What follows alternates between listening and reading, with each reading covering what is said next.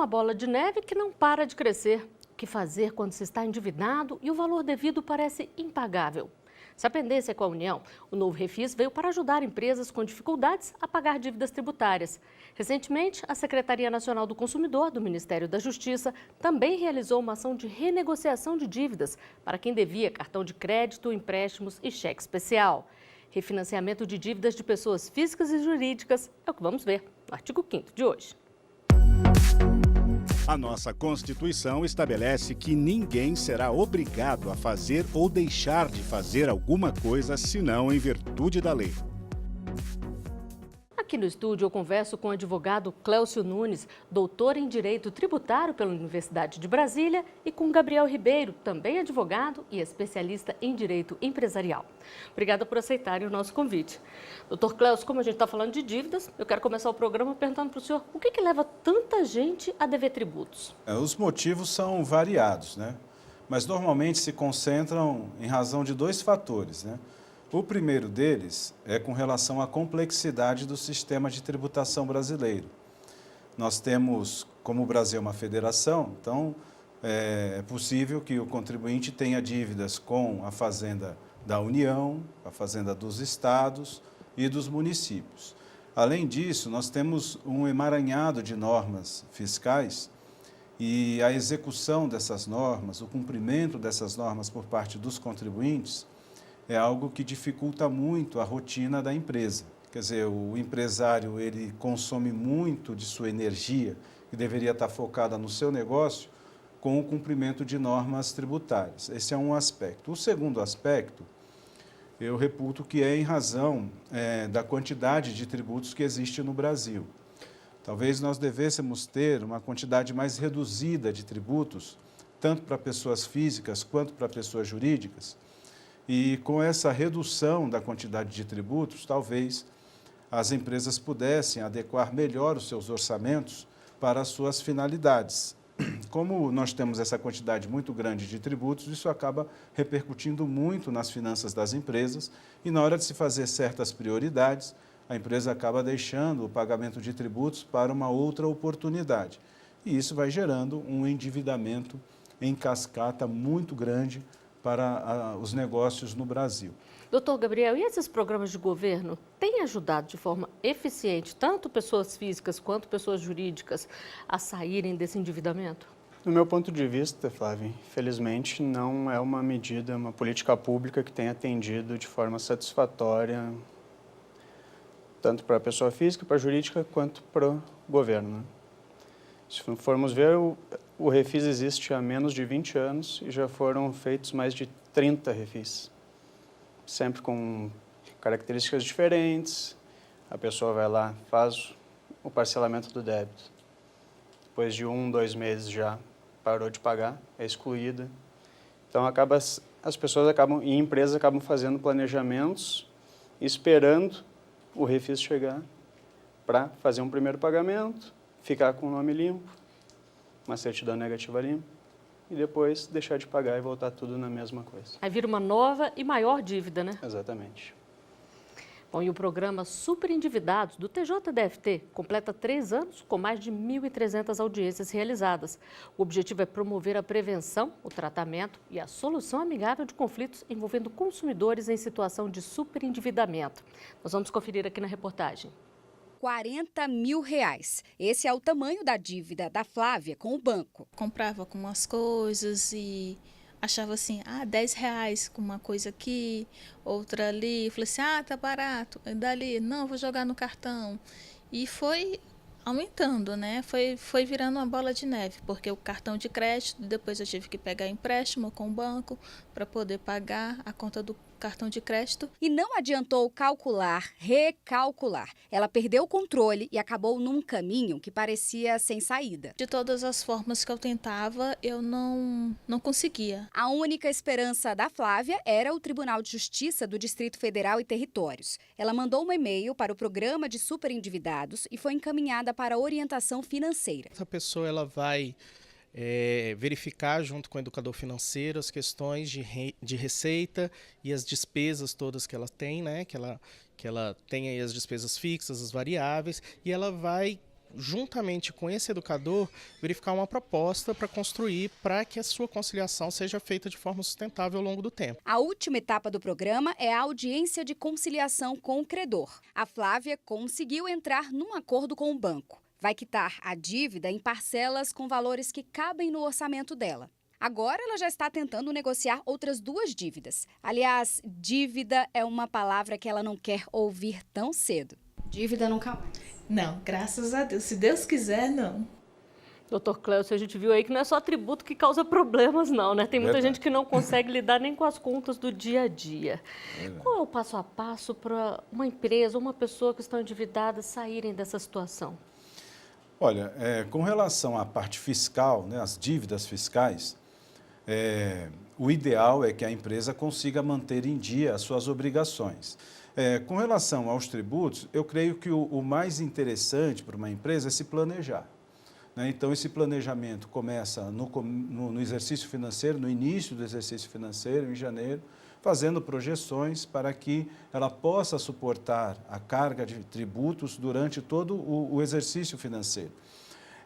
Uma outra estratégia que as empresas podem adotar para tentar manter as suas obrigações fiscais em dia é também realizar planejamentos tributários. Isso é algo que no Brasil não é muito explorado. Em outros países do mundo é muito comum as empresas fazerem os chamados planejamentos fiscais, planejamentos tributários, o que aqui nós chamamos de elisão fiscal, que é uma forma da empresa, com base na legalidade, na lei, fazer um exame adequado da legislação e, com isso, economizar, pagando menos tributos.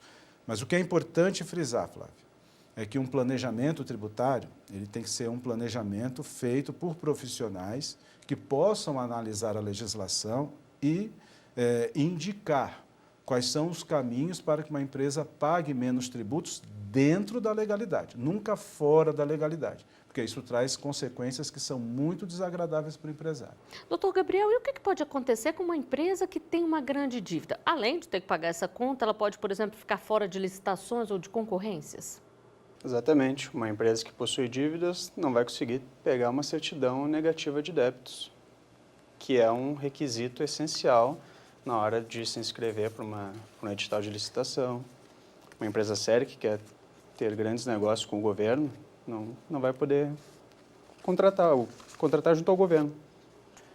Além da certidão negativa de débitos, são dívidas que vão sendo acumuladas, como o nobre colega falou, o planejamento tributário, desde o planejamento financeiro dentro de casa é essencial, para evitar que dívidas pequenas no final se tornem um montante, a pessoa tenha que pegar novos empréstimos para pagar um empréstimo muitas vezes. E acaba pagando juros acaba maiores, pagando juros né? maiores, a dívida se torna cada vez maior. Muitas vezes ela já pagou grande, muitas vezes no início ela pegou um empréstimo de R$10 mil, no final das contas ela já pagou mais do que esses R$10 mil e ainda deve muito mais do que R$10 mil, por conta dessa bola de neve que acaba sendo gerada. Né? E no caso da pessoa física, doutor Cléucio, o que acontece com ela se ela não paga a dívida? Além da dívida que continua ali. Falando um pouco aí da parte privada, né? Se a pessoa física tem dívidas com credores privados, se ela não conseguir renegociar essas dívidas, né, que seria o ideal, no limite a pessoa poderá até mesmo ficar insolvente, né? A legislação estabelece aí a previsão de que a pessoa poderia ficar insolvente. A pessoa jurídica também, se tiver dívidas comerciais, poderá, no limite, entrar num processo de recuperação, né, judicial, ou até mesmo ser decretada a sua falência. Agora, o devedor de tributos, tanto pessoa física quanto pessoa jurídica, o fisco ele não pode pedir exatamente a insolvência ou a falência de alguém por conta de dívidas fiscais. A pessoa responde por suas dívidas com o patrimônio, tanto a pessoa física quanto a pessoa jurídica. Agora, a Fazenda tem prazos que são especiais para a cobrança de dívidas, então isso acaba fazendo com que a cobrança da dívida fiscal ela seja mais eficiente em relação ao devedor de tributos, né? Porque em razão desses prazos que são especiais. Bom, nós recebemos alguns vídeos com perguntas sobre este tema. Vamos conferir o primeiro deles. Pedro, eu sou de Brasília e eu queria saber se o refinanciamento de dívidas do microempreendedor é feito de forma diferente do refinanciamento de dívidas de outros tipos de empresários. Doutor Gabriel, como é que funciona? Basicamente, a diferença que nós temos do refinanciamento do microempreendedor individual é que tem uma parcela mínima de R$50. Com relação aos outros empresários, essa parcela mínima passa a ser de R$300. Basicamente, essa mudança entre microempreendedor individual, empresa de pequeno porte, microempresário. E tem ajudado muita gente isso, o fato de poder refinanciar essa dívida? Eu sei que o senhor falou aí que muita gente fica esperando, faz um novo financiamento, mas tem gente que quer pagar e que aproveita essa chance? Com certeza existem pessoas que aproveitam a chance para ter uma redução muito grande nos juros, na multa, nos encargos legais. Só que, como eu frisei antes, é importante ter esse planejamento financeiro, porque além de ter que pagar o refis, as parcelas, você vai ter o refis de cada mês. Você precisa se organizar para pagar as duas coisas, do parcelamento e dos que estão vindo nos próximos meses. Não pode pagar um e deixar o outro de lado. E como funciona o refis, doutor Cláudio? Vamos explicar direitinho aí. Normalmente, o refis ele é realizado para grandes corporações, para grandes empresas e que tem um passivo fiscal muito elevado. Mas, recentemente, neste ano, em abril, foi aprovada uma lei complementar, que é a Lei Complementar número 162, de abril deste ano. E essa lei complementar previu a possibilidade de se fazer esse refis, né, que é o apelido dado para esse programa de parcelamento, para microempresas, empresas de pequeno porte e também para o microempreendedor individual, chamado de MEI, né? Então, o que é preciso para esses três tipos de empresas para que elas possam aderir ao programa? Primeiramente, as dívidas fiscais devem ser consolidadas até novembro de 2017. Então, ele só vai poder parcelar as dívidas até este mês, né, de novembro de 2017. É necessário que ele ingresse no programa por meio de um programa eletrônico que a Receita Federal disponibiliza. Então, ele vai ter que preencher toda essa parte que é mais formal para adesão ao programa. E ele tem que fazer um depósito de 5% do montante devido. Então, esse depósito de 5% pode ser parcelado em 5 vezes. Então, parcelado esse depósito de 5% da dívida, os outros 95% da dívida poderão ser pagos da seguinte maneira. A primeira delas é o pagamento integral dos 95%.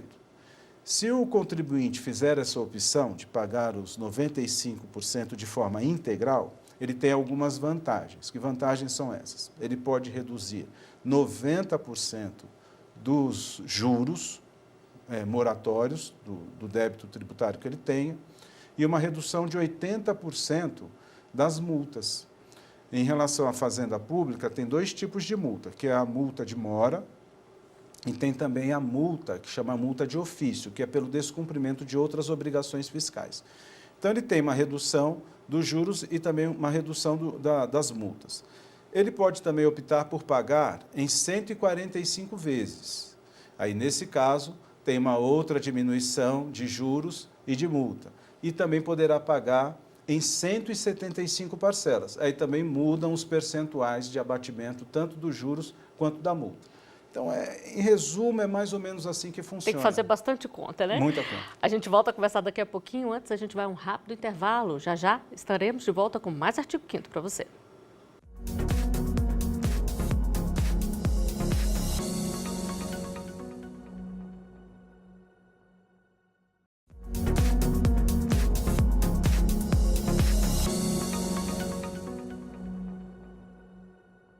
O Artigo 5º está de volta. No programa de hoje, a gente conversa sobre refinanciamento de dívidas.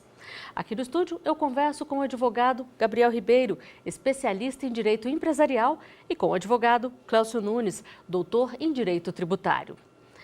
E existe diferença entre pessoa física ou jurídica na hora de participar de programas de refinanciamento? Nós temos uma pergunta sobre isso. Pode rodar. Olá, meu nome é Bruna e eu falo de São Paulo, capital.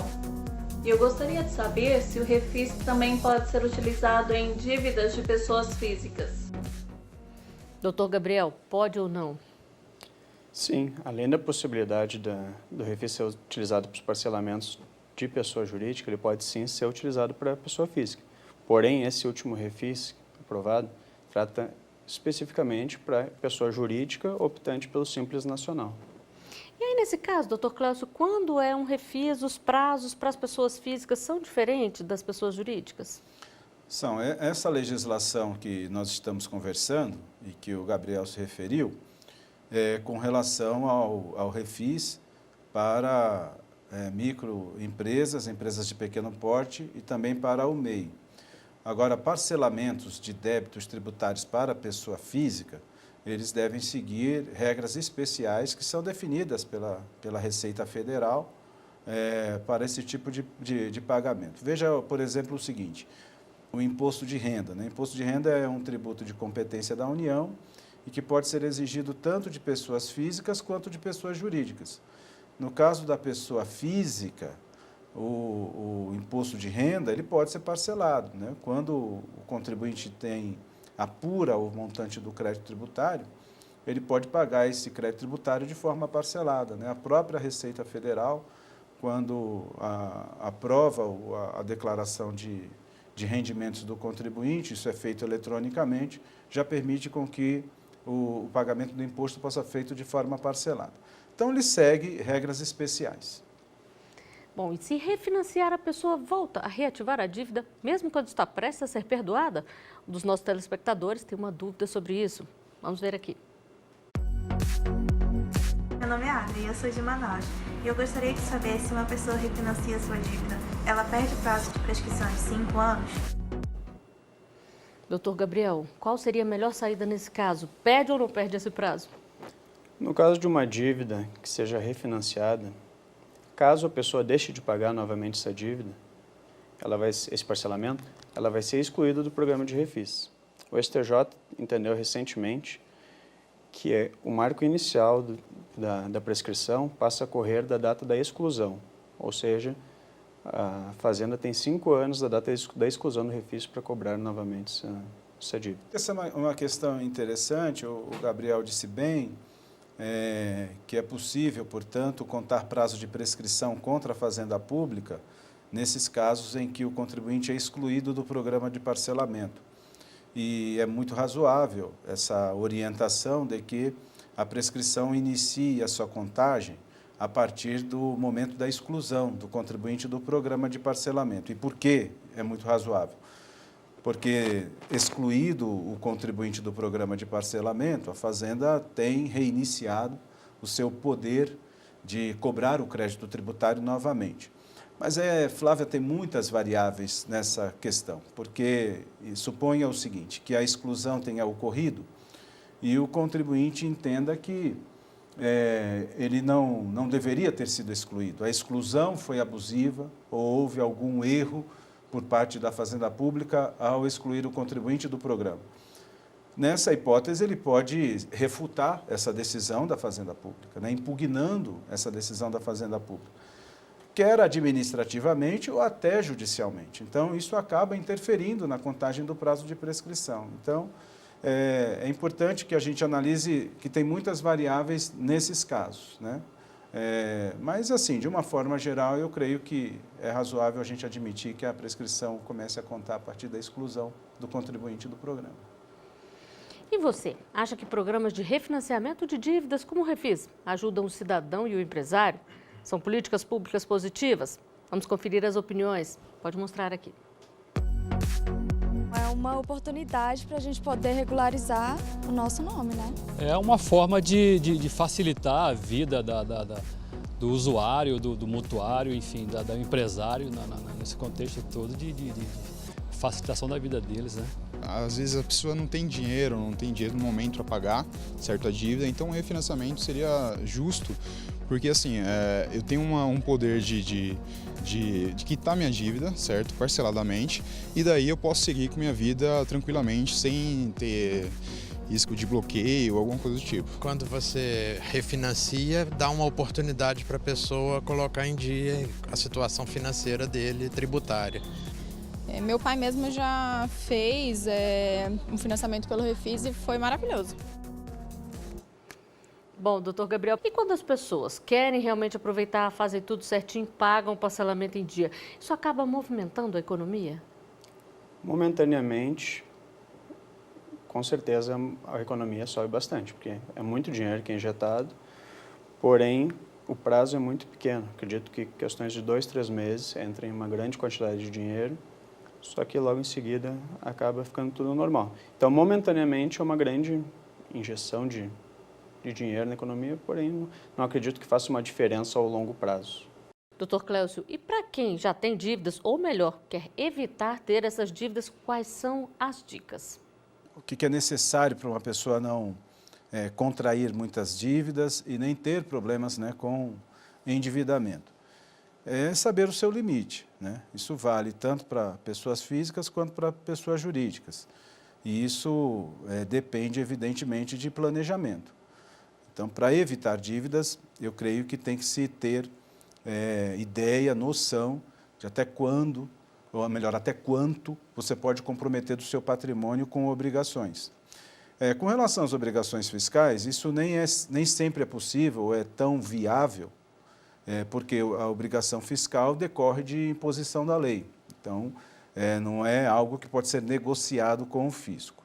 O que, aliás, né, seria algo interessante se a gente conseguisse evoluir para práticas de transações no âmbito da administração fiscal, para que tanto fazenda quanto os contribuintes pudessem negociar melhor a sua dívida. Agora, me permita, Flávio, uma breve observação sobre o que o Gabriel estava falando a respeito da conveniência dos programas de parcelamento tributário. Eu acho que isso tem alguns riscos que são oferecidos para as contas públicas, né? Você vê que o orçamento fiscal da União, por exemplo, ele tem apresentado déficit primário. Isso significa que a despesa está maior do que a receita. Então, todo programa de parcelamento, ele implica numa renúncia de receita, porque o fisco deixa de arrecadar determinadas receitas que ele tinha expectativa de receber, principalmente os juros moratórios e as multas que foram reduzidas. Então, isso tem que ser muito bem sopesado por parte, enfim, dos governos, para que a renúncia fiscal não se transforme num problema. O Gabriel disse bem, que isso pode ser uma solução momentânea, e de fato porque nos primeiros 3 meses há uma injeção grande de recursos no orçamento. Mas depois a tendência é isso começar a rarear.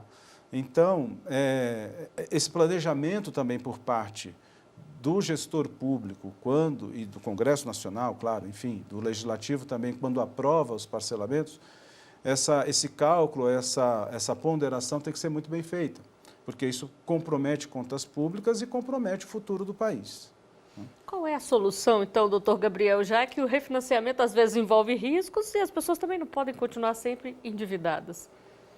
Acredito que a solução é a partir de um planejamento, desde o planejamento familiar, planejamento em casa, como o doutor sabiamente falou, ter noção do quanto se pode gastar, da sua capacidade monetária. Não adquirir dívidas que futuramente não será capaz de honrar. E isso principalmente para as empresas, né? Porque se a empresa contrai uma dívida cada vez maior, pode significar o fim dela, o fechamento, né? E, consequentemente, gera uma dívida da pessoa física, né? Que tinha seu emprego, fica desempregada e também não pode honrar com essa dívida. Bom, esperamos que as pessoas tenham essa consciência, né, e resolvam o problema de endividamento. Nós estamos chegando ao final do programa, mas antes eu queria saber, doutor Cléucio, qual é o prazo final do Refis para as empresas se programarem? O prazo é dia 9 de julho. Agora, eu queria fazer uma observação, se você me permitir também, Flávio, sobre essa questão que o Gabriel enfrentou com relação aos programas de parcelamento e qual seria a solução, se isso compromete contas públicas, qual pode ser a solução, né, por parte do contribuinte que tem muitas dívidas fiscais. Acho que o principal problema, a solução que nós devemos encontrar é fazer uma ampla e eficiente reforma tributária, né, que é um tema que está na pauta do país há muitos anos. Não é? Nós não conseguimos até hoje enfrentar esse problema, resolvê-lo, e isso passa necessariamente por uma revisão de todos os tributos no Brasil, especialmente os tributos que oneram muito a pessoa física, que são os tributos que incidem sobre o consumo. Então, hoje, as famílias comprometem uma boa parte de sua renda individual com o pagamento de tributos incidentes sobre o consumo. Claro que isso tem reflexo no endividamento privado das pessoas, que é menos renda no bolso. Então, eu diria para você, uma solução, talvez a ideal e a necessária, seria uma ampla e eficiente reforma tributária. Bom, nosso programa de hoje está chegando ao final. Doutor Gabriel, doutor Clécio, eu agradeço muito a presença de vocês aqui. Eu agradeço também a você que nos acompanhou. Se quiser sugerir um tema, nosso e-mail para contato é artigo5@stf.jus.br. Você também pode rever os nossos programas no site tvjustiça.jus.br. Conheça e se inscreva no novo canal da TV Justiça no YouTube, TV Justiça Oficial. Até o próximo programa. Tchau!